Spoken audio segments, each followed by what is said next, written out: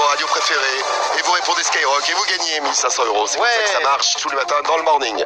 Allez, l'actu Rémi, on fait le point, mais d'abord la météo pour aujourd'hui. Avec deux départements en alerte vent violent dès 10h, à savoir le Nord et le Pas-de-Calais. Côté ciel, on peut imaginer une grande barre entre Strasbourg et Biarritz, c'est assez simple. À l'ouest, des nuages toute la journée, puis à l'est, un temps bien clair avec de belles éclaircies. Les températures qui vont ce matin de 2 à 9 degrés, 3 à Lyon, 8 à Marseille et à Lille, 9 du côté de Paris, dans l'après-midi comptez 11 dans le Nord et en Ile-de-France, 14 à Dijon, 16 à Strasbourg, 17 à Montpellier, 18 à Marseille et 19 du côté de Saint-Etienne. Et puis la pollution, c'est plutôt bon, les indices compris entre 2 et 4, 5 à Perpignan, Marseille, Montpellier et Nice. Et le point sur l'actu tout de suite sur Sky, l'actu et le sport.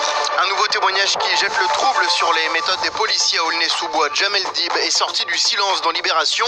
Cet employé municipal de 34 ans et père de famille aurait eu une altercation avec les policiers 3 jours avant l'affaire Théo. Il aurait grillé un stop avant de se faire arrêter et insulté par les gardiens de la paix. Il aurait demandé des excuses avant de subir de nouvelles insultes puis une violente clé d'étranglement. L'animateur municipal qui a eu 5 jours d'ITT a fourni une vidéo aux journalistes. Il a tenté de porter plainte mais les policiers ont refusé de l'enregistrer par 2 fois.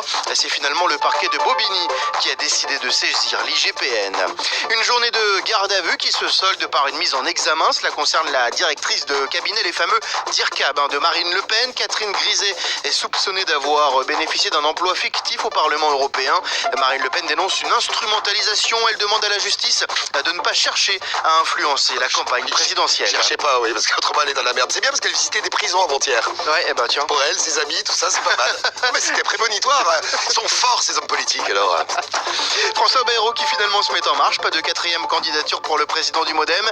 Il propose une alliance à Emmanuel Macron. Proposition acceptée quasiment directement après par le fondateur d'En Marche qui a aussi reçu le soutien de François de Rugy. Le maire de Pau a 4 conditions pour cette alliance, dont une loi qui vise à moderniser la vie politique.